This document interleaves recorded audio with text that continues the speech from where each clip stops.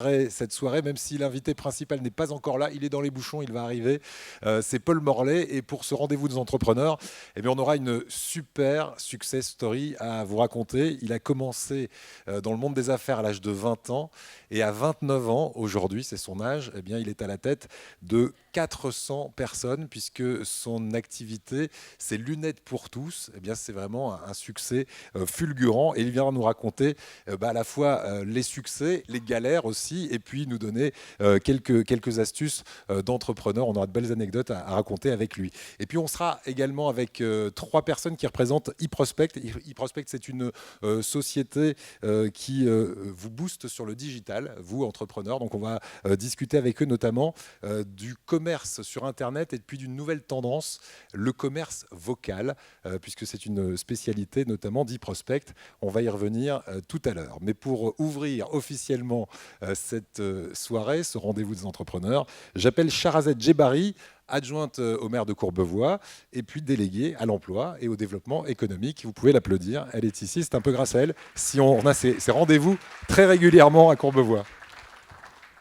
Charazette, je vous donne un micro que je vais allumer. Voilà. Merci Eric. Bonsoir. Mesdames, Messieurs, je suis ravie de vous accueillir à cette soirée des entrepreneurs qui célèbre le parcours d'un serial entrepreneur. Donc, ce soir, nous aurons la chance d'accueillir Paul Morlet qui va venir nous raconter son aventure. Pour moi, cette soirée est aussi très particulière, à double titre. C'est vrai que cette soirée, c'est l'une de mes soirées préférées, puisqu'on vient nous raconter le parcours échelonné avec tous ces obstacles rencontrés, mais c'est surtout ma dernière prise de parole de manière officielle, puisque j'ai été élue maintenant il y a 5 ans. Et la campagne va démarrer en septembre prochain. Et nous n'aurons plus ce plaisir de pouvoir dresser un bilan. Et pour moi, il était important ce soir de le dresser. À plusieurs titres. Déjà pour vous remercier et vous faire un état de tout ce qui a été réalisé par notre municipalité. Tout d'abord, quand je me suis engagée, je ne me suis pas engagée en disant je veux être élue. Je me suis engagée pour rejoindre une équipe, tout d'abord, et surtout un projet. Un projet qui se tournait vraiment sur l'entrepreneuriat, la création de valeur. Jusqu'à présent, nous avions, plutôt l'équipe de l'époque, nous avons la chance d'avoir la Défense à proximité, donc un terrain de jeu magnifique, à la fois pour nous, villes, mais surtout pour vous, entrepreneurs, puisque ça permet de créer des vraies synergies. Et en fait, on s'est très vite aperçu que ces synergies, malheureusement, n'existaient pas, puisque la Défense était là-bas sur la dalle et la ville était ici. Que faire ? Il fallait recréer des connexions. La première connexion a été faite très simplement avec l'initiative de Monsieur le maire de créer un cluster. Un cluster réunissant bien sûr les grands comptes, parce qu'il fallait aussi que les grands comptes vous parlent. Et on a la chance dans ce territoire d'avoir plusieurs grandes écoles. Et notamment l'ESSEC, le Paul Léonard de Vinci, l'Université Paris-Ouest, la Défense. Et ensemble, on a travaillé sur l'un des premiers sujets, comment créer certains métiers de demain, comment accompagner la formation. Et donc, on a pu mettre en place une première formation, donc déjà que Dauphine, l'ESSEC, Paris-Ouest, la Défense travaillent ensemble, ça a été gage de succès. Et à l'époque, le président de l'ESSEC était M. Blanquer. Donc ça a été une chance pour nous de pouvoir travailler sur le sujet. Ça, c'est la première chose. Pourquoi je me suis engagée ? Je fais partie, comme la plupart d'entre nous, je suis une vraie râleuse. Je râle tout le temps. Je peste tout le temps.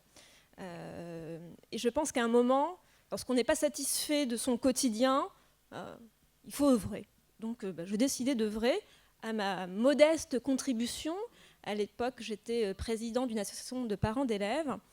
Et donc, mon fils rentre à la maternelle et tout de suite, j'anticipe son entrée en primaire et je m'aperçois que lorsqu'il rentrera en primaire, la garderie finira à 18h, alors qu'en maternelle, elle finit à 18h45. Lorsqu'on est en activité, c'est compliqué de partir à 17h pour venir récupérer son enfant. Donc l'un de mes premiers combats, modestement, et avec les autres fédérations et associations de parents d'élèves, travailler ensemble pour harmoniser. Parce que je suis désolée, moi je ne suis pas schizophrène, je ne sais pas que le lundi mon enfant finit à cette heure-ci, que le mercredi c'est une autre heure.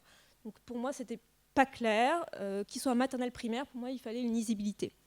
Et en fait j'ai eu la chance d'avoir un écho positif de cette ville, et on a travaillé sur de nombreux sujets, comme les rythmes scolaires, l'établissement du quotient familial, et je me suis dit, finalement c'est une ville qui écoute ses habitants, et si j'ai du temps, je voudrais leur donner les compétences que j'ai en la matière. Donc, moi, je suis responsable ressources humaines. Donc, j'ai une compétence en matière d'emploi, d'accompagnement. Et je suis à la Défense et dans un grand groupe. Pourquoi pas allier les deux? Et donc, c'est comme ça que je suis arrivée. Et donc, je ne suis pas née élue, comme on ne naît pas entrepreneur. Donc, on a travaillé sur la co-construction avec vous. Et c'est comme ça que certaines de nos actions, et notamment ce premier guichet unique qui aujourd'hui est le guichet de l'entrepreneuriat, a vu le jour et qui a été structuré dans le cadre de 3 packs, un pack création, un pack développement et un pack de croissance. Puisque la maturité de l'entreprise n'est pas la même et vos besoins ne sont pas les mêmes. Donc il faut vous accompagner en fonction de toute la durée.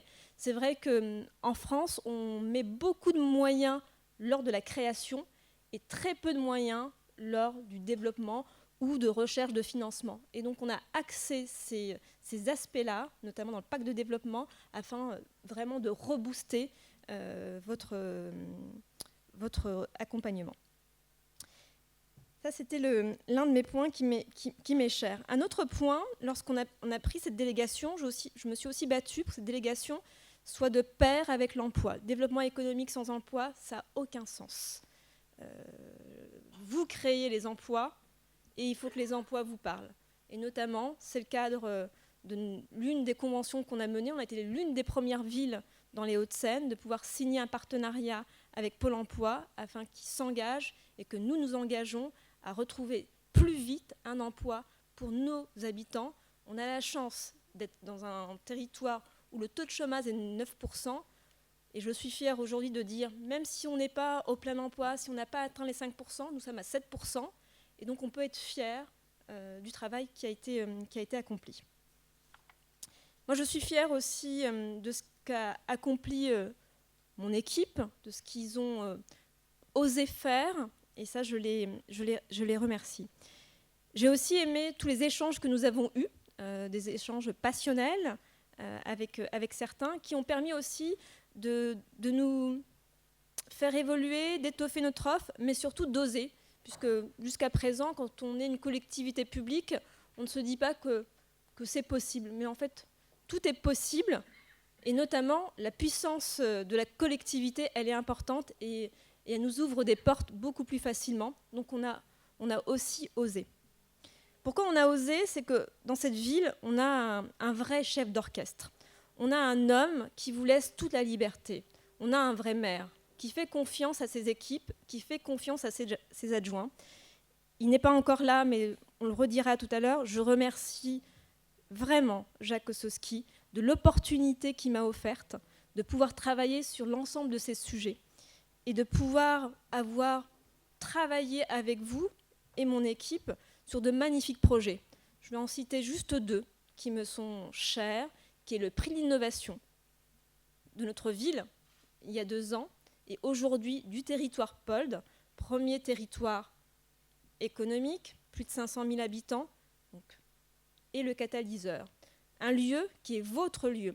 Aujourd'hui, on n'a pas assez communiqué sur ce lieu, mais on va le faire. C'est vraiment le lieu qui vous est dédié afin d'accélérer l'ensemble de vos projets en fonction de la maturité et la possibilité de vous offrir une offre de rebond d'atterrissage pendant 6 mois qui vous permettra ensuite d'atterrir sur le territoire. Et ça, j'insiste bien, ce lieu est certes à la Défense, mais c'est un lieu qui doit fédérer, irriguer l'ensemble des villes.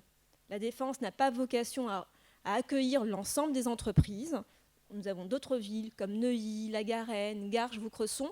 Elles ont aussi un terreau pour vous accueillir. Et ça, c'est important. Et ça a été aussi une des nouveautés de la fonction publique, d'apprendre à travailler en transverse. Et ça a été un combat de tous les jours. J'ai eu à cœur de travailler à vos côtés, de faire de belles rencontres.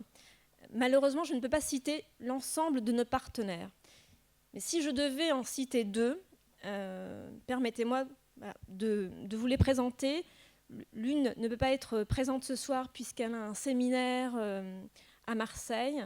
C'est Madame Sandrine Cohen-Solal, qui est l'expert comptable que vous avez probablement tous rencontré. Et je crois que le rôle de conseil, elle l'incarne vraiment. C'est vraiment une femme à la fois de valeur, mais une vraie professionnelle. Et la deuxième femme que je veux saluer, c'est Aurélie de Hausson. Je pense qu'elle ne va pas tarder à arriver. Aurélie a dû vous accompagner, notamment dans le cadre des différents parcours de coaching, mais pas que. Elle a aussi accompagné des entrepreneurs afin de vous rebooster. Et ces femmes, elles sont remarquables, vraiment.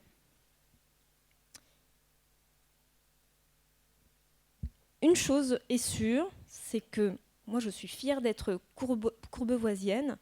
Soyez fiers d'être entrepreneur courbevoisien. Vraiment. Je pense qu'on ne le markete pas assez. On doit être fier de notre ville. C'est une ville saine, accueillante, dynamique et à votre écoute. Vraiment. N'hésitez pas à venir solliciter l'ensemble de vos élus. Ils sont là pour ça. Ils sont là pour vous accompagner, pour transformer la ville de demain. Un dernier mot, et ça c'est le plus important pour moi. Et je le redis encore, fière du travail qui a été fourni durant ces 5 années. Mais ce travail, cher entrepreneur, il ne peut pas être fait tout seul.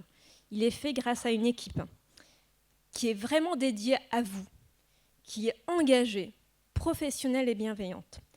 Malheureusement, toutes ces personnes ne sont pas là ce soir, mais je vais les appeler et je souhaite qu'elles soient sur scène. Donc j'appelle Eric. Si vous voulez bien me rejoindre, Eric.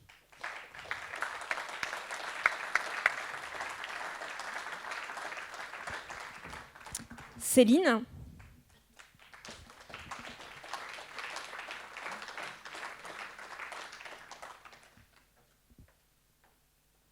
Mélanie.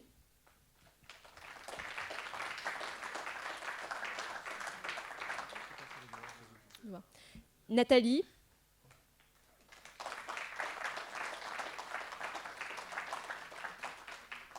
Anna.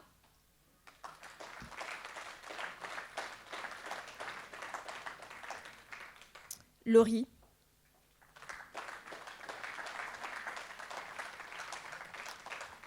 Cyril, notre capitaine, qui nous a rejoints au cours de l'aventure.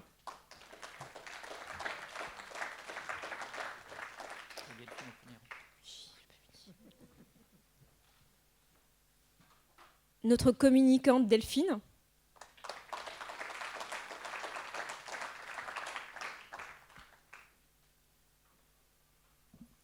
Ils sont toujours très timides. Malheureusement, Virginie ne peut pas être présente, ainsi que Julien, et aussi un grand coup de cœur à celle qui est notre cheville ouvrière, qui est Véronique. Merci Olivier. Merci Nadine. Voilà. Ces 5 années, je ne les ai pas vues passer. Et encore merci à vous.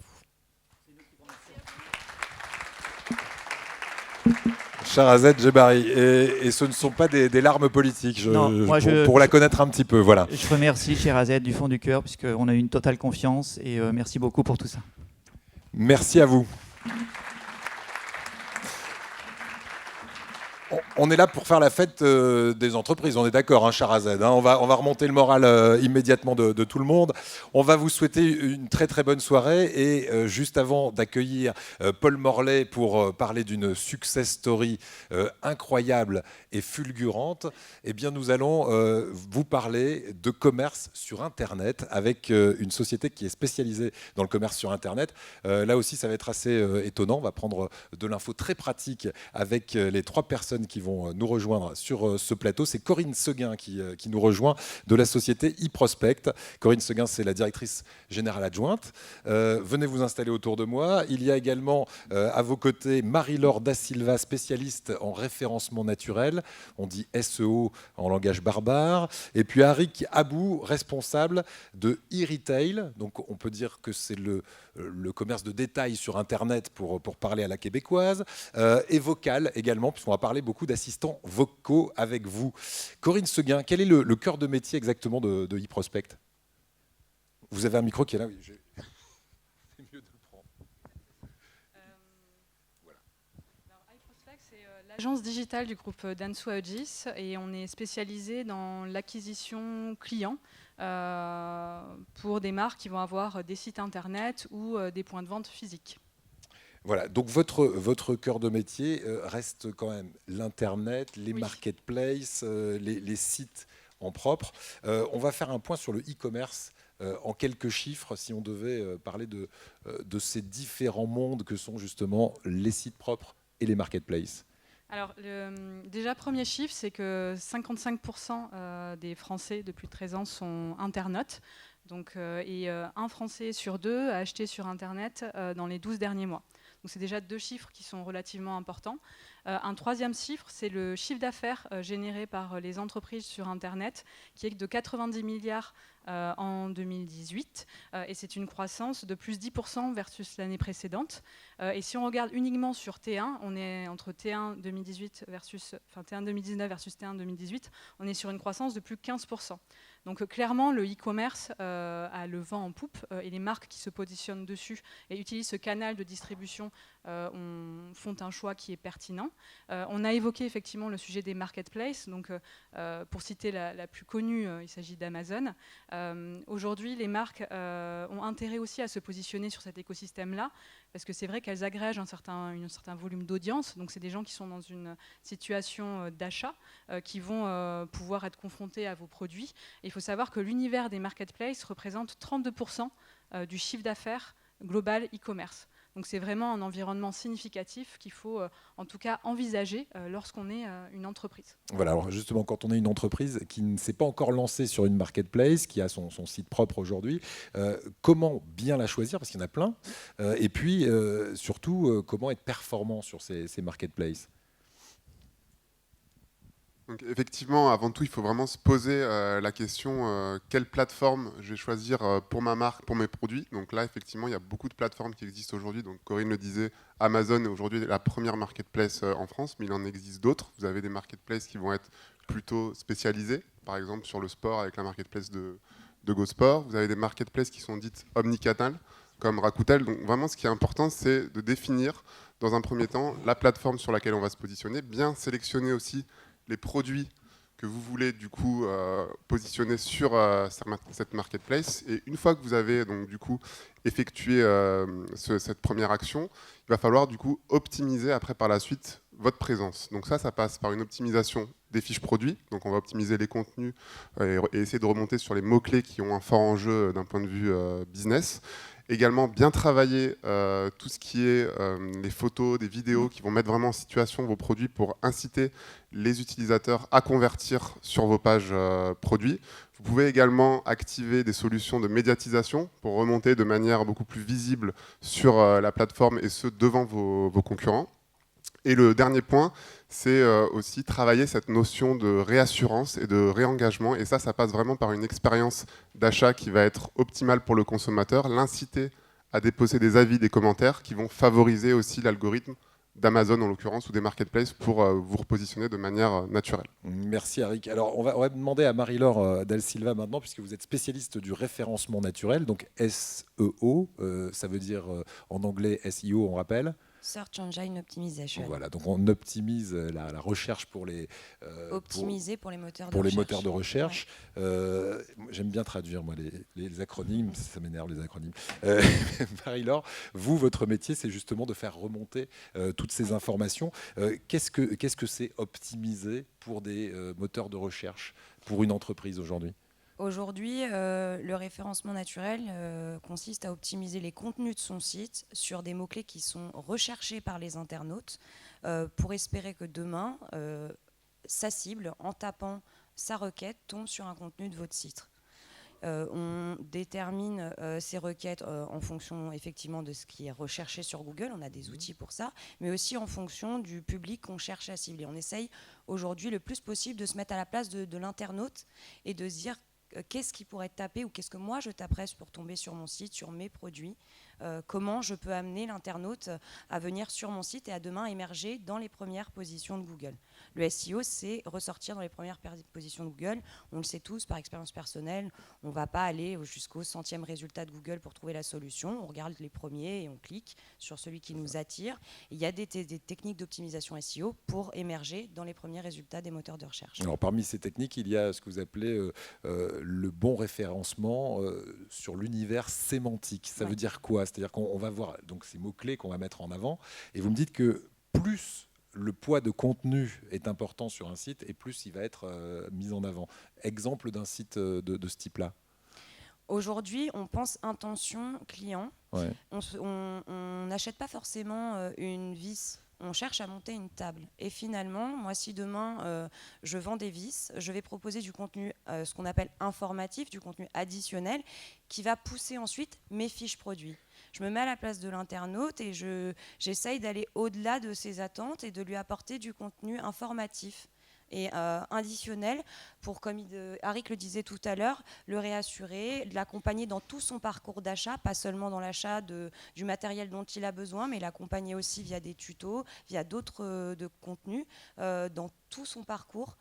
Donc voilà, il y a des techniques d'optimisation en effet. On choisit le bon mot-clé. On se dit, voilà, je suis sur un contenu produit, je vais être au plus près de la sémantique de mon produit. Je suis sur un contenu informatif, donc je vais être sur de travailler une sémantique plus informative, des requêtes qu'on appelle long train.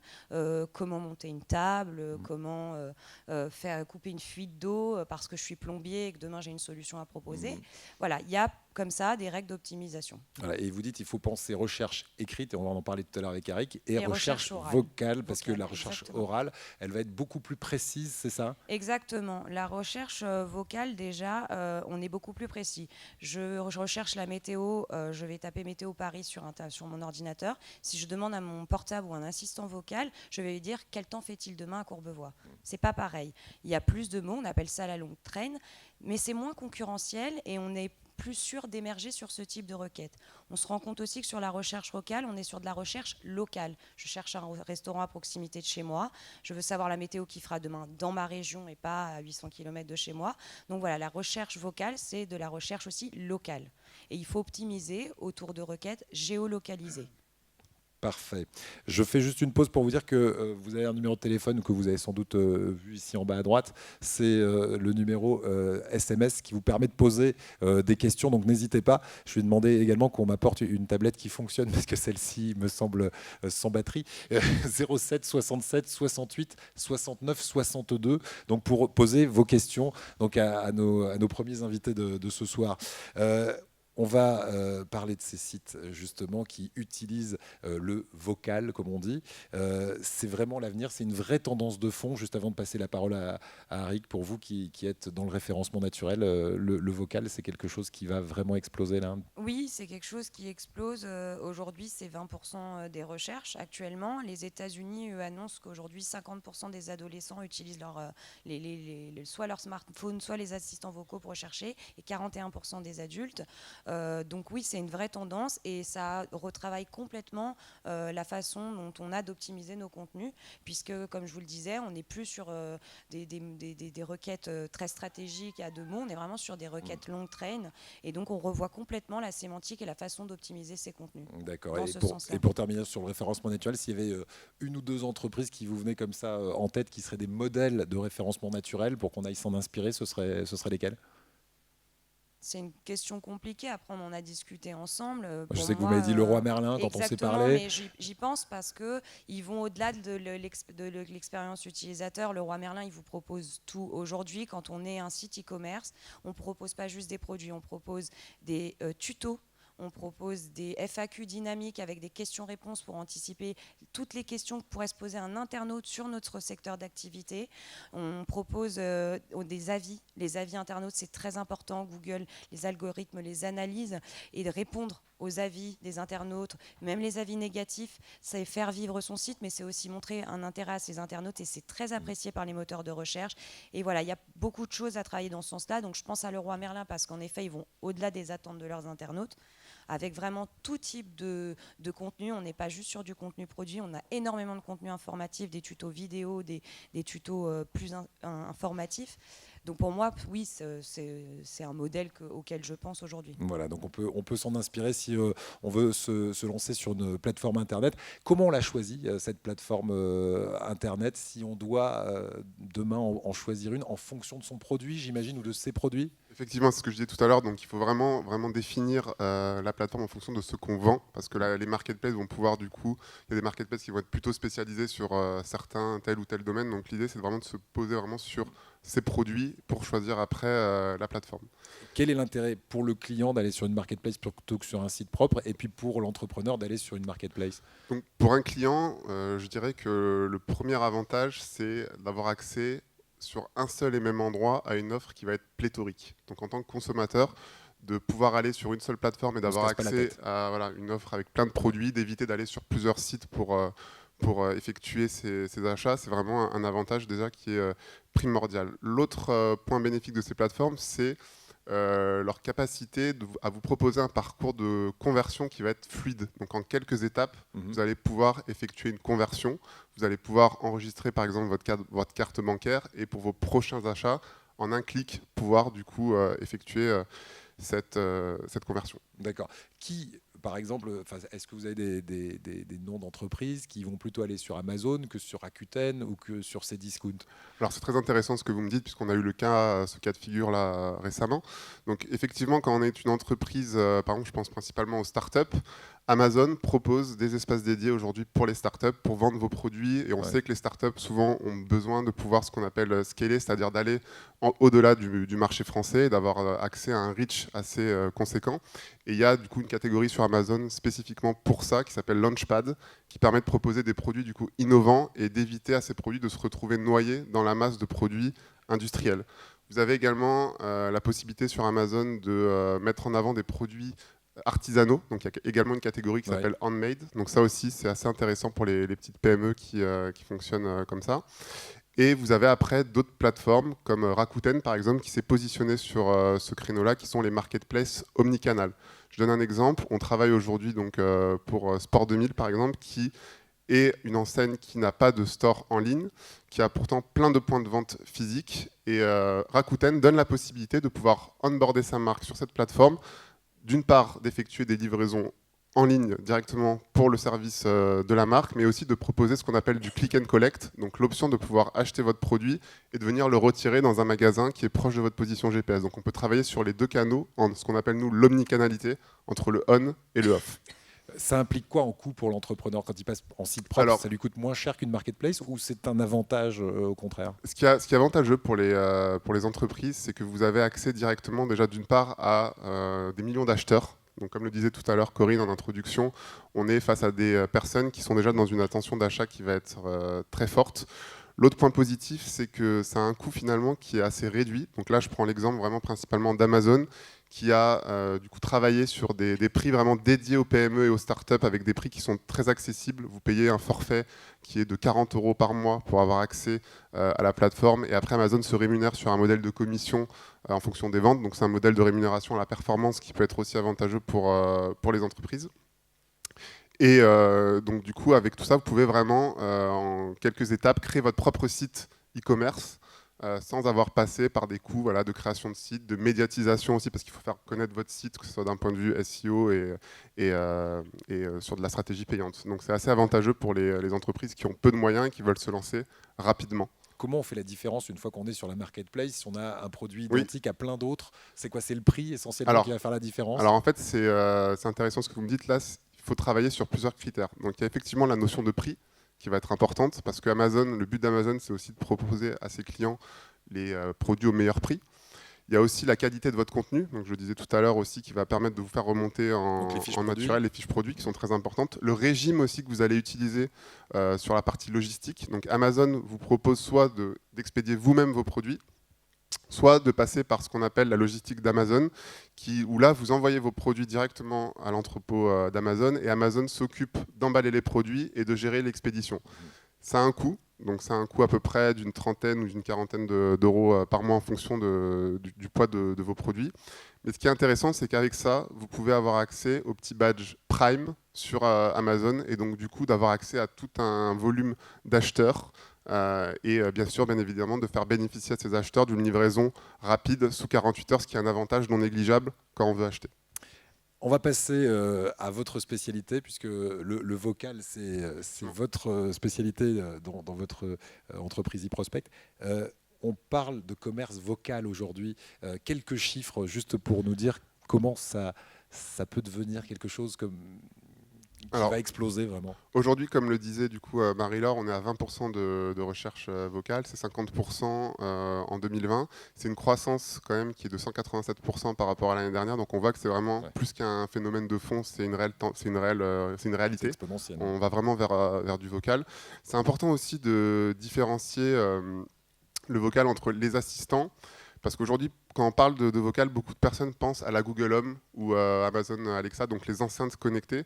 Sauf qu'aujourd'hui, le vocal, il est présent vraiment partout. On est sur un système qui est dit multimodal, c'est-à-dire qu'aujourd'hui, votre téléphone Android, si vous êtes sous Android, vous avez accès à Google Assistant de manière native.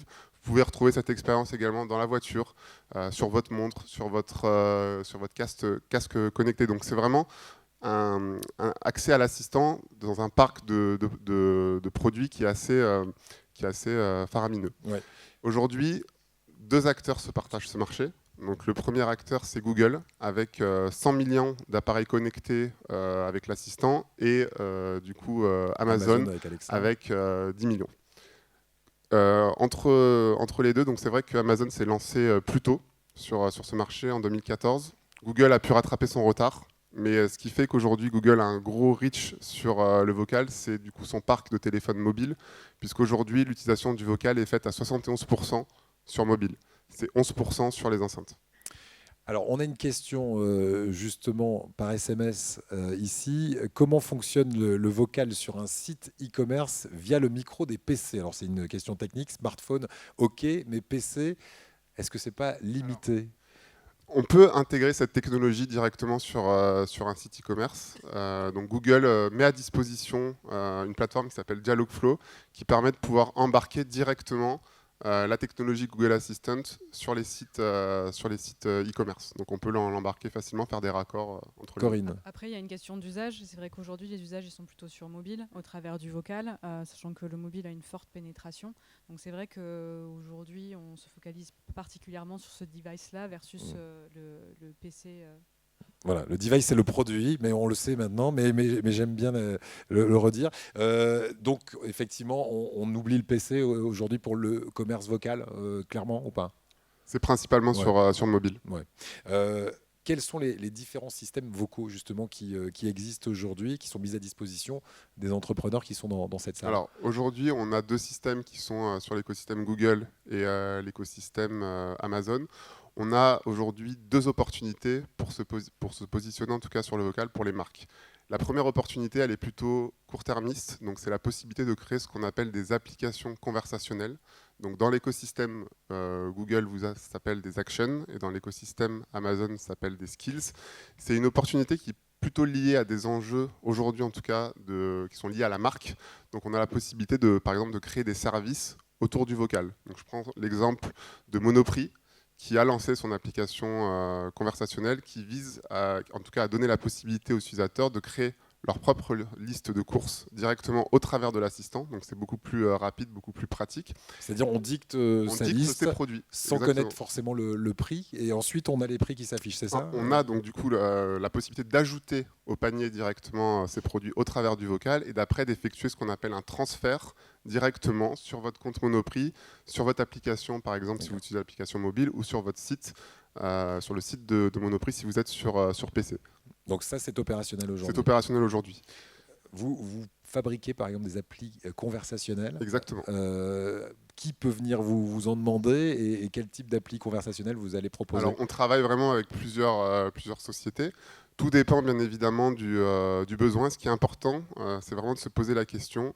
Si demain je veux créer une application conversationnelle pour ma marque, c'est à quel besoin ça va permettre de répondre pour mes utilisateurs. C'est vraiment important de se dire que cette application conversationnelle doit répondre vraiment à un besoin. Ça, c'est fondamental. Et après, donc derrière nous, on travaille sur une méthodologie qui s'appelle donc le design thinking, où on va faire des ateliers avec le client pour imaginer ensemble du coup une application qui va être optimale pour vraiment en partant d'un besoin utilisateur. Ça, c'est très très important. Voilà, donc les assistants vocaux, c'est l'avenir aujourd'hui. Ça coûte cher pour un entrepreneur s'il a envie d'avoir une application vocale pour faire du commerce vocal. Tout dépend du service, de la profondeur aussi de l'application. Donc on peut, si je dois vous donner une fourchette, ça peut démarrer entre 10 000 et après derrière monter en fonction de ce qu'on a, 10 000 euros et monter en fonction de ce qu'on a besoin, si ça nécessite des connexions par exemple, un système d'information, si c'est sur des arbres de décision plus ou moins poussés. Donc ça c'est vraiment en fonction de cette expression de besoin et de ces ateliers de co-construction qu'on pourra définir ensemble le périmètre du projet et du coup y associer un coût. Alors, s'il y a des questions dans la salle, vous pouvez nous les faire parvenir avec ce numéro SMS 07 67 68 69 62. J'ai l'impression d'être Madame SVP. On a parlé d'Amazon. Y a-t-il des marketplaces plus soucieuses du social, de l'environnement, nous demande Claire. Je voulais juste revenir sur l'opportunité, parce que j'ai parlé de la première opportunité qui était du coup court-termiste. Il y a une autre opportunité. Vous répondrez à ma question. Je répondrai à la question de Claire. Hein, ouais, allez-y. Donc il y a une autre opportunité qui est plutôt là sur du long terme. Donc c'est comme vous le disiez en introduction, le commerce vocal. Donc là, on y arrive petit à petit. Et surtout au travers des nouvelles enceintes qui sont aujourd'hui sorties, qui sont les enceintes connectées avec écran, qui vont permettre donc du coup de donner plus de réassurance en tout cas aux utilisateurs, de pouvoir visualiser directement en live les produits qui vont être mis par exemple dans un panier. Vous avez aujourd'hui la possibilité, je vous invite à essayer si vous avez une Alexa chez vous, de pouvoir entamer déjà des processus de parcours de conversion en vocal, donc d'ajouter directement un produit par la voix dans votre panier Amazon. Le principal frein qu'il y a aujourd'hui, c'est que vous ne voyez pas le produit. Donc vous avez besoin après de retourner sur la tablette ou sur votre smartphone, de vérifier que c'est le bon produit, qu'il est au bon prix pour convertir. Mais demain, en tout cas, avec ces nouvelles enceintes beaucoup plus fluides, et vous avez accès directement au produit. Très bien. Donc la question de Claire, on revient sur les marketplaces. On a parlé d'Amazon, elle dit est-ce qu'il y a certaines marketplaces plus soucieuses de l'environnement, du social que d'autres Il y a des marketplaces qui sont spécialisés, comme je le disais tout à l'heure, qui sont très verticalisés. Donc il y a des marketplaces qui sont liés par exemple au bio, d'autres qui sont liés à la pharmacie, d'autres qui vont être liés plutôt au sport. Après, soucieuses de l'environnement, ça, malheureusement, je n'ai pas forcément la réponse. Après, je me doute que les grands acteurs aujourd'hui travaillent dans cette logique-là. Alors, je demandais à la directrice générale adjointe que vous êtes, Corinne. La question est la suivante. Conseillez-vous la marketplace à une nouvelle marque, à une micro-entreprise ou un entrepreneur? Comment se distinguer sur une marketplace parmi les autres marques quand on est vraiment une jeune marque qui débute? Déjà, c'est vrai qu'on a parlé beaucoup des marketplaces et pas beaucoup de l'écosystème e-commerce, on va dire un peu plus traditionnel sur les sites en propre. Je pense que déjà, quand on a un site en propre, qu'on se lance ou qu'on a une petite entreprise, le socle, c'est le référencement naturel. C'est pour ça aussi que Marie-Laure est ici présente. C'est vraiment une base. Et si quelqu'un a entendu parler de votre marque, entendu parler de vos produits, il faut qu'ils soient en capacité de vous trouver. Donc ça, pour moi, c'est vraiment la base. On a parlé optimisation du site, mais il y a aussi tout ce qu'on appelle les recherches universelles. C'est si quelqu'un tape votre marque, mais que du coup, il va passer sur un Google Images, il faut qu'il soit en sorte d'avoir du contenu qui est rattaché à votre marque pour éviter tout point de fuite. C'est-à-dire que quelqu'un qui requête votre produit, il n'aille pas sur un site concurrent. Ça, c'est une partie qui est clé. Et le deuxième élément, c'est de venir à un moment donné faire connaître votre produit et faire en sorte qu'il soit considéré, venir travailler votre image de marque. Et ça, le contenu est extrêmement important. Donc de dire on va produire du contenu, c'est quelque chose de bien. Maintenant, c'est quelle typologie de contenu est-ce que je peux aller produire? Et là, ce qui est important de regarder, c'est à nouveau ce que recherchent les gens. C'est qu'est-ce que requêtent les gens et vos potentiels cibles, quel contenu est-ce qu'ils sont en train de rechercher, comment vous pouvez y répondre. Après, c'est comment vos concurrents se positionnent par rapport à ces requêtes-là, et après, regardez si vous avez déjà un site existant, comment vous y répondez. Et de ça, en fait, naît, on va dire, des opportunités qu'il faut aller saisir et venir préempter ce contenu-là. Et ça, c'est extrêmement important parce que si quelqu'un arrive sur votre site, l'idée, c'est de le conserver, faire en sorte qu'il reste et de travailler effectivement l'expérience pour qu'il puisse se transformer. Donc déjà, ça, c'est vraiment sur la partie, on va dire, e-commerce. Si je souhaite une petite entreprise et je me pose la question, est-ce que je dois aller préempter les marketplaces ou pas? Si je n'ai pas encore lancé mon site, est-ce qu'il faut que je sente mon site e-commerce ou pas? Je pense que là, il faut se poser sur un Excel et monter un business plan. Regardez du coup, qu'est-ce que ça va me coûter de lancer mon site en propre. On sait que développer un site internet, je vais être sur des choses assez simples, sur de l'e-commerce, sur des tickets entre 8 10 K, pour des choses vraiment relativement simples. Après, j'ai quand même faire connaître mon site, donc je vais avoir un budget de communication à venir préempter. J'ai la partie référencement naturel qu'il faut également venir travailler. Donc je commence à avoir en fait des tickets d'entrée qui sont quand même assez conséquents. Donc tout le monde n'a pas forcément les moyens.